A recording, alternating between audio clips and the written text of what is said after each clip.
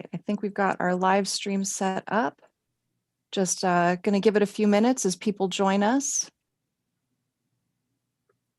Thank you again, everyone, for joining.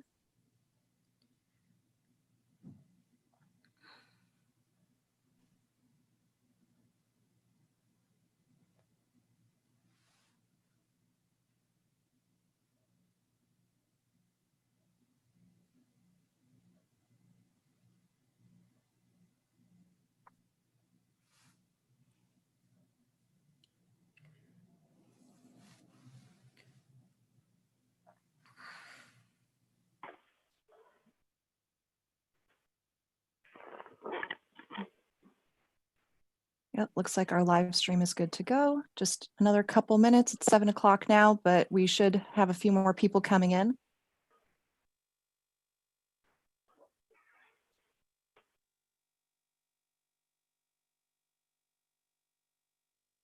Now, but we should have.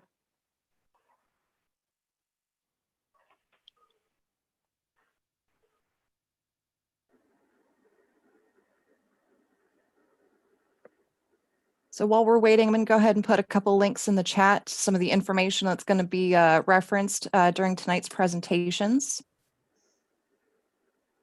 There we go.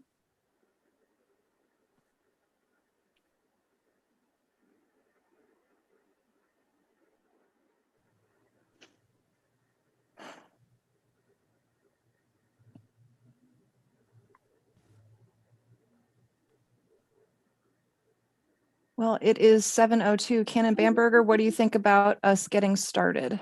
Let's go for it. Sounds good. All right. So good evening, everyone, and thank you for joining us. Before we begin, I'd like to thank Ms. Ada Ramirez for providing Spanish translation for tonight's session. Please be sure to click on the interpretation icon at the bottom of your screen and select English or Spanish. For those of you who don't know me, my name is Samantha Wiley, and I'm the convention coordinator for the Diocese of Los Angeles. On the heels of our very first virtual diocesan convention, I'm very excited to welcome you to our first virtual ministry fair, Servants of the Spirit, Gifts for Ministry. Tonight is the first in a series of twice-monthly workshops that will be offered throughout the program year, featuring a wide range of ministry and administrative topics. You can see the upcoming schedule on the convention website at www.diocesanconvention.com. Tonight's session is being live streamed on the Diocesan Facebook page and YouTube channel, and the recording will remain available for viewing on demand. Thank you to Canon Michael Bamberger for hosting our roundtable discussion on the challenges and opportunities posed by the transition to in-person worship. At this time, I ask everyone to mute yourselves. Tonight is the perfect opportunity to ask questions and share your experiences. So anytime you have a question or comment, please put it in the chat and we will answer them as programming permits. And with that, I turn it to you, Canon Bamberger. Well, thank you. I want to also introduce some folks who are going to be helping me with the roundtable conversation. Patrick Krar and Yane Kim and Cece Schroeder have all indicated that they've got stuff to contribute to this conversation. So I really am thankful that they're being a part of this as well. I'd like to begin, if you will, with prayer. It seems a good thing to do as Christian people gathering. May God be with you. Gracious and loving one, we give you thanks for all the opportunities and challenges you send our way. Help us to be open to your Spirit moving in our midst. Help us to be creative. Give us a sense of optimism and hope, but also give us a sense of caution and wisdom. We ask that you'll bless this time to help us to share with each other ideas, hopes, dreams, challenges, and opportunities. All this we ask in the name of your beloved Son, Jesus. Amen. So our agenda is not particularly big tonight, but I did want to do a couple of things, one of which is I wanted to review where we are in terms of state and county health orders and what some of them entail, and how to be on the lookout for those as well. I want to draw your attention to our diocesan policies, and particularly the FAQ sheet that is on the diocesan website. And I want to emphasize with you all the moving target called congregational singing, because that is a bit of a challenge, I think, for all of us. We'd all love to be singing these days. And we're also going to be open to hearing questions from you all. I know there are a few already that have been sort of, the pump has been primed a little bit about, and we're going to be jumping in with some of those as well. There may be some challenges in specific ministry contexts, either geographic or language or whatnot, that may be something we can talk about as well. And I think on the back of everybody's agenda is, what are we going to do about Christmas? Because I don't know if you knew this, but we are now in the first week of Advent. And so Christmas is coming, whether we're ready or not. And so also I want to talk a little bit, if we can, about folks who you may have in your ministry setting who are putting pressure on to get back to worship, or who are also on the other side saying too much too soon. Because I hear both of those in my ministry setting. And so we can talk a little bit about how that plays out and what are some of the ways that we can be addressing that. So that said, the other piece that we need to acknowledge is we are in a situation of flux right at the moment. The county and the state, the various counties, I realize that we're talking about 6 counties in the Diocese of Los Angeles. Each of the counties are in a critical position now, and that's changed just in the last couple of weeks. And it may get more critical, certainly between now and the end of the year. And the rulings from the state may change too. There are a variety of factors involved, one of which is the United States Supreme Court. There is a case heading towards the US Supreme Court from a Southern California church,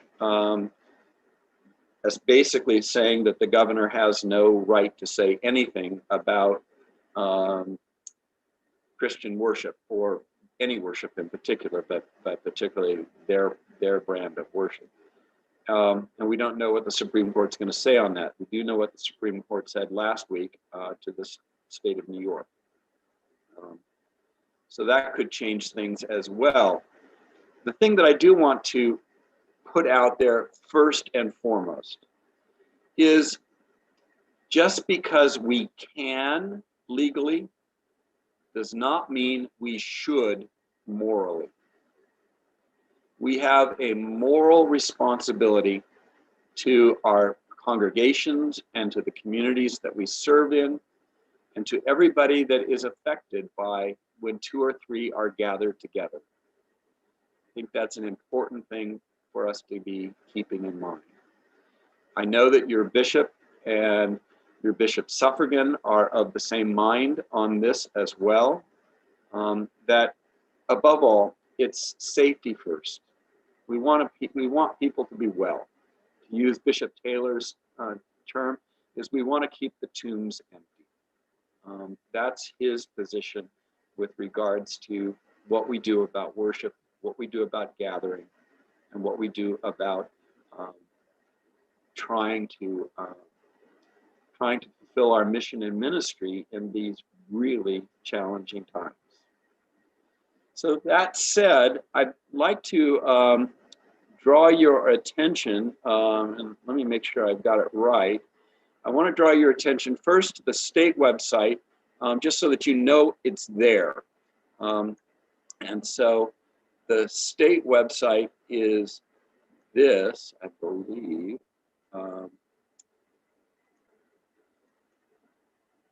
No, that's not it. Sorry. the state website is in your chat box. Essentially, it is the state's guidelines for houses of worship, and it has some very specific tasks that have to be done if you're anticipating being together, whether that's outside or inside. You have to be starting to think about that kind of stuff. So I would draw your attention to it. Let me see. There, Samantha's just put up the website for that. It's the checklist that the state Department of Health has put together for congregations to think about that.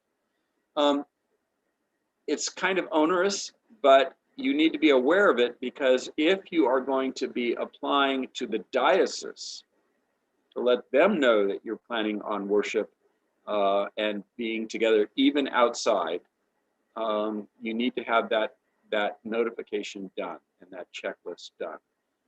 And let me show you, I believe I can do that. Maybe I can be better at this than I thought I was.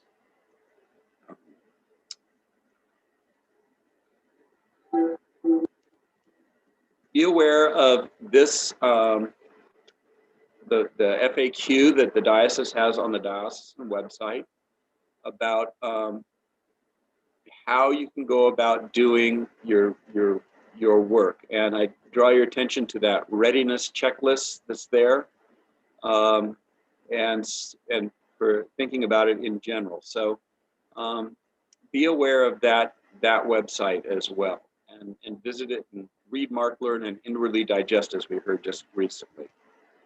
So, and then each county has its own set of guidelines. I live in LA County, so I'm particularly aware of what the requirements are in LA County. And I know that the resources that Patrick has to turn to in Orange County is different from the resources that Cece has to turn to Riverside County, right? You're San Bernardino County? Okay, yeah, I knew you were right there on the borderline. I just had an interesting conversation about the border between San Bernardino and Riverside County based on John Taylor's wanderings last weekend. So that was interesting. And then some of you are in Ventura, I assume, or in Santa Barbara County as well. And so each county has their own specific guidelines, their own specific policies. They look very similar to the states. And Samantha has put up for you in the chat or made available to you the LA County guidelines. And so those are similar, I know, to what are in place in the others. So essentially, we want to be playing by the rules. I mean, that's important for a variety of reasons. One is public health matters. Public health is public ministry. And so abiding by the rules is certainly a wise practice in all things. I don't want to go on too long about the rules, so to speak, but I do want to let you know that there is a variety of thought about singing in public. And we did issue just last week some guidelines for the diocese about singing. And so those are available as well on that FAQ sheet, so that you can refer to that if your musicians are getting antsy like mine are. And so that is important. And then finally, one last thing I wanted to point to, and I'll get to your question, Robin. I see that in the chat. One last thing I want to get to is that there's this thing that was convened at the beginning of this whole mess last spring called the Council of Advice. And it initially consisted of the two bishops and the canon to the ordinary and the 10 deans for the different deaneries. It has expanded over a little bit of time to include the chancellor of the diocese, Richard Zevnik, And then in addition, there are some smaller task groups that are comprised of folks like who are experts in singing, and a few public health folks that are sort of consultants. But essentially, it's the council advice that meets about every other week to help develop diocesan policies and diocesan guidelines. So Robin Kasabian asked about the idea of how much detail is in the checklist. And let me tell you, they are quite extensive, and they deal both not just with things around worship and best practices for worship, but even for such things as how do you safely have people inside your building? Like if you have more than one person inside the building, how do you do that safely and consistently? What plans do you have if you should have positive cases show up in your congregation or in your workspace with your workers? So the detail is quite extensive, and it seems at first quite overwhelming, but in fact, it's really not all that crazy. And some of the stuff that we were initially worried about is not as important, or it's easier to, for example, having available masks for people who walk in without a mask. Well, now masks are far more available than they used to be. And so it's not a big deal trying to get masks. Same thing with hand sanitizer. Same thing with sanitizing surfaces. Stuff is so much easier and available now than it used to be. A lot of it has to do with just protocol of signage and having a thermometer to be able to take temperatures when people come into the building. What I was looking for particularly is what level of detail does the diocese want to see? I'm familiar with a checklist because we've had a couple services, but I didn't receive any feedback. The detail that the diocese has is just the diocesan checklist. No, I mean, what do they want to know exact? I mean, is it just, yes, we're doing this, or do they want to know how we're doing it? Because they want to know, yes, you're doing it. Okay, great. And the person to send it to is Janet Kawamoto. Mm-hmm. And Janet, when I sent mine in several months ago, Janet never responded to me. So I'm anticipating that that's sort of the standard response is. Okay, great. And to be blunt, I hate to say this, but I think it's also a Richard Zevnik driven check the box to make sure that we're playing by the rules. Yes. Because if something bad happens, you want to say that you have complied with best practices. Sure, that makes sense. Thank you. Okay. All right, with that, I certainly want to just open it up to questions. And also before that, I guess I should ask Patrick and Yane and Cece, do you have anything that you want to add in? Patrick, yes. Yeah, I'll be happy to add a comment or two. First, I'd like to just know how many people here are already doing live services, just by a show of hands. Okay, so a goodly number. We started ours back, we sent in our paperwork back in June, and actually, just like you, Michael, I didn't get a response back. I was, waiting to the week before, aren't you going to tell me, kind of thing. And they said, oh yeah, we got it weeks ago, you're fine. So if you don't get an immediate response back, don't stress. Like you said, that it's about checking the boxes.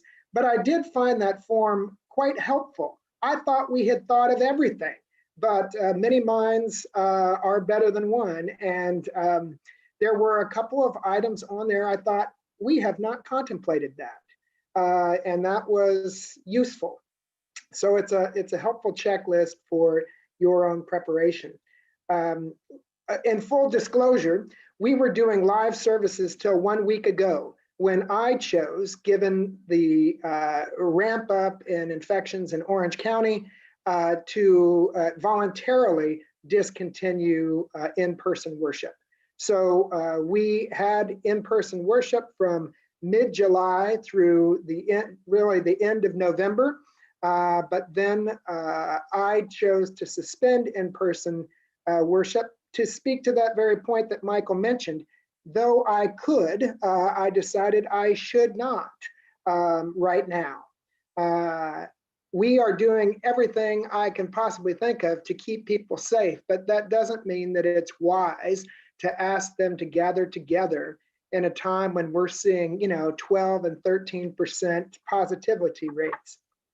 So that was a decision we made.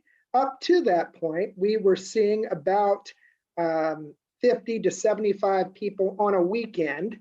We added a service on Saturday night, 2 on Sunday morning, except for one weekend, always outside under our pergola, socially distanced, all masked, etc. And we had, I thought, procedures that were really very, very good. Some things that have come up in recent times that are not, I don't know if these are on the checklist or not, but we established a reservation system for people to reserve their place at an upcoming worship service. We did that for 2 reasons. One, we wanted to make sure we had enough space, but also on that reservation, they have to say that they will politely abide by all our rules, which include having their temperatures taken, that they will wear a mask throughout the whole of the service, etc., etc. It also says that this reservation will be used for contact tracing, should, God forbid, it be necessary.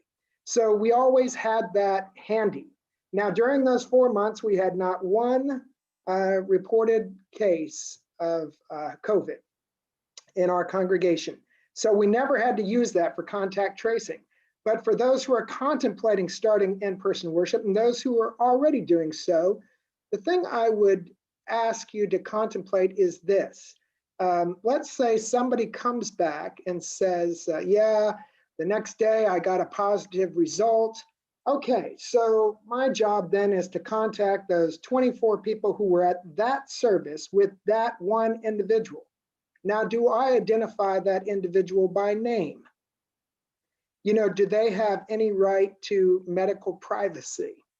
And then, given that we were outside, we were masked, we were socially distanced, do all those people who were at that service, ought they isolate for 2 weeks? These are important questions, and people are going to make different decisions. Even though this never happened at a worship service, we also do a food distribution in our parking lot every 2 weeks, where cars come in. All our volunteers are masked, they are gloved, they are socially distanced, they put the food in people's trunks and the people drive away. But not long ago, one volunteer reported getting a positive result the next day. So I had to notify all those volunteers. Now, many of those people said, we're outside, we're socially distanced, we're masked. The probability is like nil. I'm not isolating. But others went into a tailspin. What? I'm going to isolate. They felt the need to go get tested and so on. And great for them, good for them. They're being extra safe. But just know that, this is complicated, right? Yeah. So that's the caution. There was a question earlier that we received before we began, which was about that balance between those who are present with you and those who are at home. And I think it was maybe Amy who sent it in. Am I right, Samantha? Or, okay, I don't see her here, but yeah, it was a good question. And my comment to that is, be patient with yourself, give yourself some time. It took a while to figure out that balance of how to both be present to those who are immediately in front of you and those who are in that camera, who are probably double or triple the number of people who are right there. I felt in my first few weeks starting out with both live and stream services that I was really speaking more to the people at home than I was the folk right in front of me. But within a few weeks, that balance just sort of naturally happened. And now I feel like I can attend to both audiences pretty evenly. Good. Questions about any of that?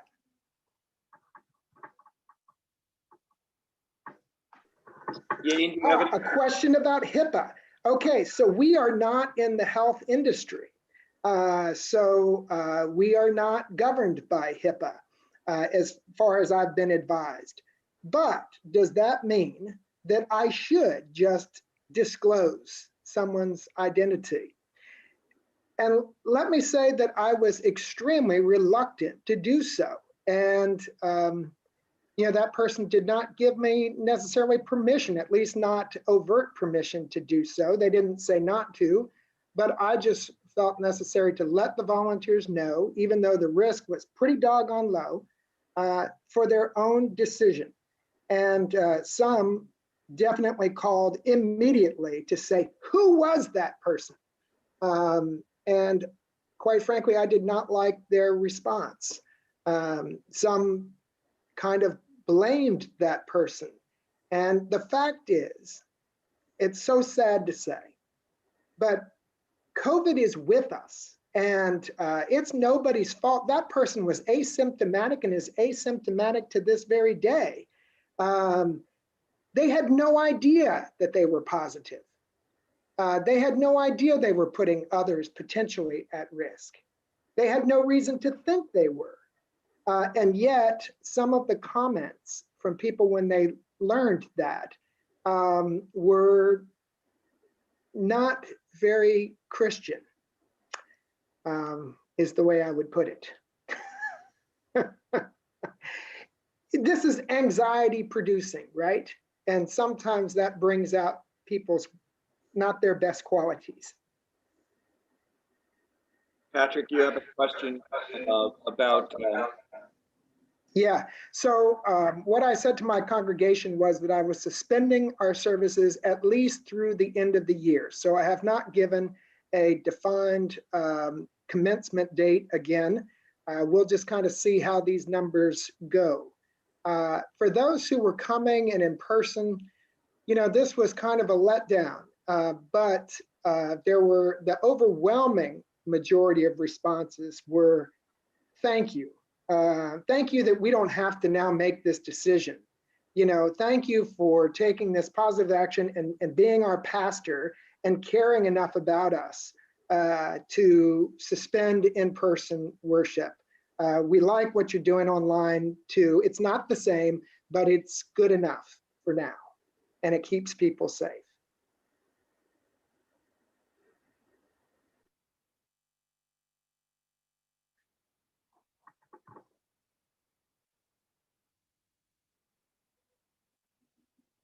Okay. All right. Well, unless there's specific questions,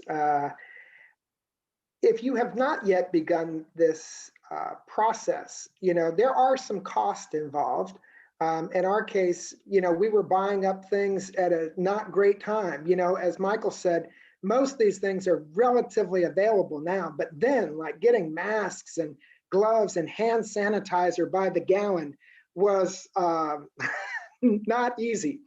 And some of those rules that we put in place were thou shalt sanitize thy hands before you receive distribution of the communion in one kind. So before, we would do the whole service, we would complete with the final prayer, the blessing. I would go to a place in the very back. So as people were leaving, they would be directed to a hand sanitizing station. They would approach me with their mask on. I would drop the consecrated host in their open hands. They would walk forward at least 6 feet, remove their mask, consume the communion, and then head to their cars. So there was no returning or, passing people with masks off and that kind of thing. Some folk initially were kind of, they gave the ushers a little bit of static. Why do I have to sanitize my hands? These are my hands, and obviously we're doing it for their own safety. They could have well touched something that, wasn't sanitized, though we did a lot to sanitize between services. But, after a short period of time, they all complied pretty well. Robin Kasabian, I'm getting some. Robin Kasabian has pointed out that it is actually the county's responsibility to do the contact tracing, but that is true. But that's also that fine line about being a pastor as well as being a rule follower. So yeah, it's kind of. I do want to make an advertisement. My congregation was signed up early on to be a polling place on November 3rd. And so we had literally hundreds of people coming through our facility. And to my knowledge, nobody got sick. No, there were no problems with that.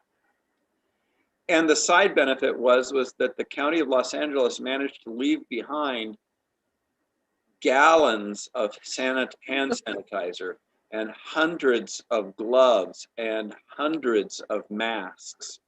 And they left that stuff behind, and guess what? They said, it's yours. So there is that. But it also raises the other question too, that I might add. The question has come up at different times about outside groups using our facilities, including, for example, 12-step groups. And that is sort of, it's generally seen as sort of an extension of worship. There is a big difference between having a 12-step group that comes, but between having a 12-step meeting on the church property or having a birthday party for somebody. Birthday parties are social events. They're just not permitted. 12 steps, I know some congregations are now hosting 12-step meetings outside. Again, though, you've got to make sure that the rules are being followed. Go ahead, Cece. I was just gonna say, we do have 12-step groups. In fact, we have more groups we had one when we started, and now we have 4 that meet on different days, and it's because they don't have anywhere else to go. Right. When they come to us, we give them a building usage policy that also has COVID guidelines, and say, this is what you have to do. Are we coming in and checking on them? Only if I have to remind them to clean up after themselves. But yeah, I think it's in the agreement, and this is sort of, there's some people from our, Paul Price is there, and he and I are in the same clericus group. That 12-step is something of it's a necessary ministry, and it's a necessary, thing right now, as always, but even more acutely, because we know that suicide rates and relapses have increased dramatically. So we see it as a ministry of the church. Amazingly, we were also asked after all of this started if we could be a site for the Red Cross to do blood drives. So we have a blood drive coming in there every month. Maybe it was you, Michael, that actually recommended us, but we're finding that the need for these ministries has to be filled, and we have a way to do that. So we're actually have increased our usage of the building. We're a really small church out of Yucaipa. So I think this idea of having like guidelines is so important. It's the same like thou shalt not, we sent out ours. I would say also for contact tracing, we don't have reservations, because we could have, if we do outdoor, we've had some, it could be 9 people, it could be 20 people, but our average Sunday attendance is maybe around 20 or 22 regularly. It's a very different animal. And so what we do is we just have a sign-in sheet, and whoever is at the door greeting with their mask and their gloves takes the temperature, writes the person's name down, and what their temperature is. And then we have that on file if anything happens. And because we're such a small church, it would actually be, unless somebody specifically says, please don't tell anybody, this church is so pastorally responsible for one another that it would actually be not pastoral not to share the name of that person, so my church would be praying for them. So I think it really is, contextual, and how we think about how we love and care for our community. So that whole, we have to be careful and we have to use discretion. It also is so much about the context of each and every individual parish, and how the pastor or the priest sees what's necessary. Now, that's not going to be true for a much bigger church, not necessarily, especially, when we have one person who doesn't want to wear a mask, and it's continually kind of, back and forth with that. But we've managed to cajole her. We don't have as much of those issues of, we have a pretty cooperative church. I'm very lucky. So, but just as far as the contact tracing, that's I know you guys know how to do this stuff. And, but I think it is we are responsible for making sure that we have the ability to communicate. Even AA or NA, 12-step program, we say they have to have some way of contact tracing. We know that they're anonymous, but they still have to be able to communicate, and they take care of that themselves. They're good about that. So there's my 2 cents. Thank you. Yane, did you want to add anything in? Sure. I think my church is right in the middle of Patrick and Cece. We have a limit of 30 in our outdoor patio. So we have registration Eventbrite, which works well for our church, I think. So you have to register in advance. I think one thing I wanted to add was that for a couple weeks, and because we are in Westwood in front of UCLA, we have a few walk-ins almost every Sunday from the street. So when we are asked, when we ask that person to give us information for contact tracing, there are times where there is no contact to give, phone number or email. In that case, we have to ask that person to stay outside of the perimeter, but she can stay on the sidewalk and participate in the worship. But she could not come to the perimeter where it was cleaned and everyone was 6 feet apart. There were other cases where people gave their phone numbers, then we had them stay. But for the members of the church, we have people register in advance. So I do want to point out that there are cases of homeless people or who are not members of the church who we can't know the contact information in advance. And in that case, we have to have a plan, either ask for it, and A, they give it, then sure. B, they don't, then you have to have a plan for that also. So that was one thing I wanted to mention. The other thing was that I also have suspended our worship temporarily. We had in-person worship for 2 months, October and November.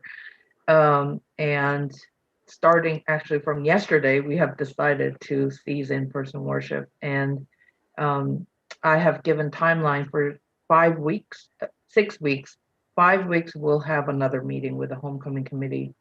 And 6 weeks, we'll decide whether we're going to go back or not. Because to our advantage, which I am very thankful, we have a doctor who specializes in infectious disease at UCLA as our member and part of the homecoming committee. And he has told us that in increments of 2 weeks up to 6 weeks, then you will know kind of the trends and the numbers where they're going. So we will revisit this in 5 weeks. And then at 6 weeks, we will decide which will be the second Sunday of January, whether we will go back in person or continue with the digital worship. As we were doing in-person worship, we had few music components to it. All the singing components were pre-recorded and played. All the instrumental components were played live. So I think those things are something that have been doing, and it's been working well. So there's a component of safety, but at the same time, a live performance. And I think people have been receiving it well. I think that's all I will add at this point. Oh, just one more thing, sorry. So when I asked, we started a homecoming committee, and then we had a survey out in July, and only 25% of the members said they are willing to come to in-person worship, and 66 were emphatically no, not yet. But then we had a death in the congregation. We had a small funeral out in the patio, and the members who came to the funeral said, if we are going to do it this way, I think it's doable. It makes me more comfortable than I thought I would. So I think maybe if you're thinking about doing an in-person worship, not promising that we'll start one day and go on, just doing one Sunday and see where people are, how they feel, if they're comfortable with it. Are there things that need to be changed? I think just trying it out one Sunday and see where people are would be helpful also. Yeah, and I want to reinforce too, every congregation, all the people who are in leadership in congregations know their congregation. And the bishops have made it pretty clear that they trust the local leadership to make the best decision for that congregation. And for example, in my congregation, we are still going to try and be outside in person. But part of it's the data. If my congregation was situated in a zip code, for example, that had a very high case per thousand or 100,000, that would change my thinking. But as it is, in terms of Los Angeles County, we have one of the lowest rates of infection within the community, and so that's affecting my thinking.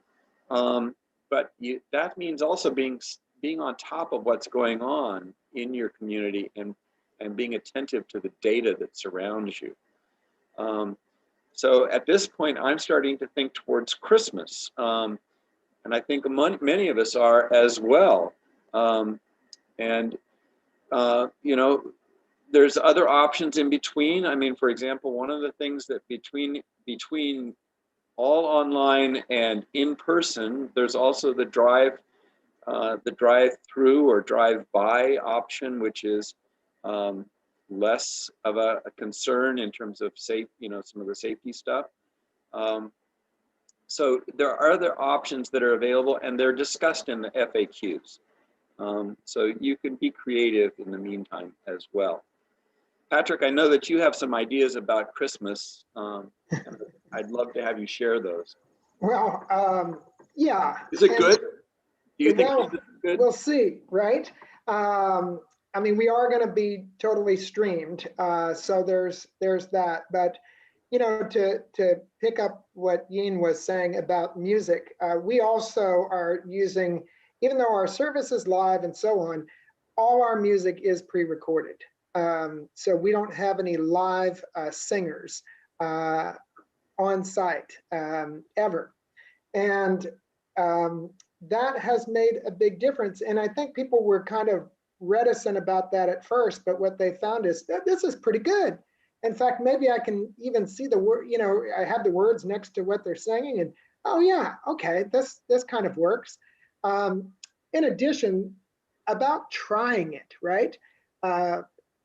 Early on, we didn't know some things about COVID. And so we also did away with bulletins, unheard of, right? In an Episcopal congregation, no bulletin. And we wheeled out this big television screen. And, I would say that the biggest resistance wasn't to coming back together. It was to a television screen. What are we, evangelicals, we're going to put this screen out here. This is how we're going to worship. And yet, over time, that has been really accepted so that people who are both present and online can fully participate in the music. They can see it, receive it, hear it, and so on. It was not easy. This is not easy, right? I have not found this to be an easy way to do worship. It has been a huge learning curve, and it's taken a lot of effort. But I think that we have really changed a lot in this time and adapted well to this context. And, you know, we've actually saved quite a lot of money in printing bulletins and things like that. So there are some positives for our future as we contemplate what our worship will look like going forward. So for our planned Christmas time, we are going to have 2 stream services at 4 and 6. That'll be kind of the message from St. Clement's on Christmas Eve. We will have our standard non-musical Christmas Day, kind of low service. And then we're going to do a lessons and carols for the Sunday following, since Christmas is on Friday this year, you know, Thursday night and Friday, and so close to the weekend. So so far, people seem pretty excited about these things, and all of that music we can pre-record. So instead of my music director being very anxious, you know, the week before or the 2 weeks before Christmas, he's anxious now, right? Getting all of that ready, and I hope that means that he'll have a more relaxed and comfortable Christmas as we stream these services. So that's all going pretty well. Early on, probably a month or 2 into our services, I got quite a lot of pressure about moving back into the sanctuary because we could have, right? We were legally allowed to. However, if we were true to social distancing, truly 6 feet apart, we could fit 12 people in our nave. And our parishioners just couldn't believe that. What? That's not possible. But what they weren't kind of understanding was we have a historic building and our pews are historic, and they are not flexible. You can't like pull a chair out and put it here, there, or wherever you want. A pew is a pew and it's less than 9 feet long. And, there was a big learning curve there, but I was able to address that both with the information. Look, we can fit twice as many people outside and we can do so more safely than inside. So that was one part of that argument. But the other part of the argument was, look, as your rector, I don't feel comfortable being inside right now. And I hope that you would support your rector's decision. And that seemed to carry a lot more weight than I thought it would. And people were there for me. So I really appreciated that. And I hope that you all haven't been getting a great deal of pressure about, being back in the sanctuary. As much as we love these spaces, right? As meaningful as they are, lives are more important. You're right, Patrick. One of the things that I've been lucky about is that I've been also able to say that I'm in one of those high risk groups because I turned 65 this fall. So I play that age card on people as well. There are a lot of other things that go on with regards to our spaces besides just worship itself. And I know that we have some ideas about Christian education and some of those things. And I know that Susan Caldwell has some things that she's prepared to share about what's going on with in her ministry context. Okay, well, thank you. Yeah, it's been a really interesting time. I kind of think of doing ministry in molasses. It's everything's slower, and we're very thoughtful in how we're going to roll these our ministries out. One thing, what I did back in July is I did have outdoor vacation Bible school. Normally in the summer we'd have 4 Friday nights model, but we got it okayed, and that the way we rolled it out was the parents stayed with their children and they progressed through the outdoor part of the campus. They started with we took their temperature and we asked them the questions, and they had masks and we had gloves and, all that available. And then they kind of progressed through these different stations. And then, all the families had their own tables and their own art crafts and their own bags, and everything moved that way. And so we were outdoors, and it worked really well. And everybody who was invited, I mean, that we put the word out to, they showed up and they were so pleased. And now we're looking, here we are in November, and a lot of young families, their kids are back in school. I know with Irvine Unified, they've got plexiglass and they've got things in place, and so the families know about the safety component, and are the ones that are on Virtual Academy are doing that. We just found at St. Michael's that when we did run Zoom for children, we lost our kids because they're on Zoom all week long. And that was really hard. And so 2 ways we've addressed that is, we've been sending things, our Godly Play teacher has been sending gifts in the mail to the kids. This is an Advent Godly Play kit that they can do at home. And they have the little twinkle lights that are, they turn on and all that. So that's really fun. But we do have outdoor Sunday school. Our Godly Play is in one location, and they're 6 feet apart and masked and everything. And then we have our youth on a patio, and that's just been really neat. One thing that I noticed with the ministry coming up with this ministry fair, you're going to have a social worker talk about trauma-informed practices. And I'm a credentialed teacher as well. And just, when you work with kids and having them reflect and talk about, some of them have had good experiences being at home and others have not. And just, when they're so excited to come back and just be to be on church campus and outdoors, we do some of that practice before we go into our Bible study part, like, well, how was your week? What was the best part of your week? What was challenging? What are you looking forward to? Do you have any prayer requests? And so it's just been a really neat time to kind of reconnect, but still I'm very mindful of that responsibility and leadership, just to be the concern of keeping it safe and using our hand sanitizer and keeping our distance and being masked up the whole time. And yeah, so that's just with Christian education. Thank you. In my context, one of our big challenges is how are we going to do the pageant? It's just part of that whole, it wouldn't be Christmas without this or that or whatever. And so that's one of the things we're having to navigate. Cece, I know you're going to be doing outside worship on Christmas, or at least that's your plan as of today. So you want to speak to how you're going to pull that off logistically? So we're going to have a Christmas Eve service at 4 o'clock, so it's a sunset service. And I'm telling people to dress warmly. And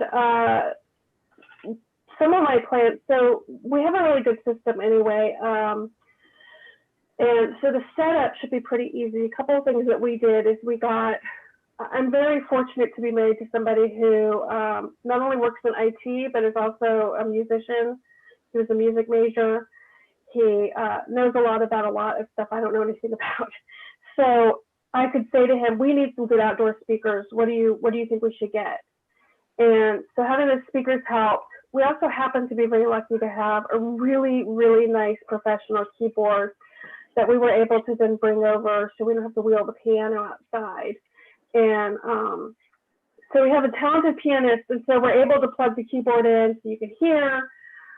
A couple of my plans, though, is I really want Christmas to feel really special and joyful for our congregation. So a couple of my plans are, we have one person who plays multiple instruments, stringed instruments, and I'm going to ask him probably to do some sort of form of the Gloria on his banjo and play that for us. And my son has a friend who plays the trumpet, so he said he'd come play for us. So I'm really inviting the talent to come and share what they have, even if we can't sing, just to have that talent there and our musicians to be a part of that. And my husband has an amazing singing voice also. So he's already been told that he's going to be singing, and he's going to play and sing on the guitar Silent Night at the end of the service. And by then it'll be dark and the candles will be lit, and it should be, I think, very beautiful. Patricia Stanfield, who is the rector at St. John's in Corona.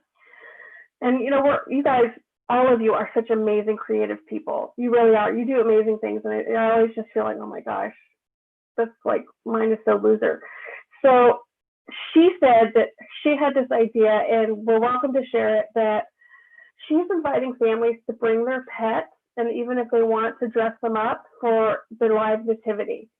So instead of having a pageant, we bring our pets to celebrate. And then somebody else talked about, you know, you could have family groups dressed up as the different parts and players and do something with that, and they can stay in the pod of their family group wherever you are. So some just really fantastic creativity. Of course, you know, my church, because we're going to maybe have 20 people, they're like, we're not bringing our pets, that's too much work.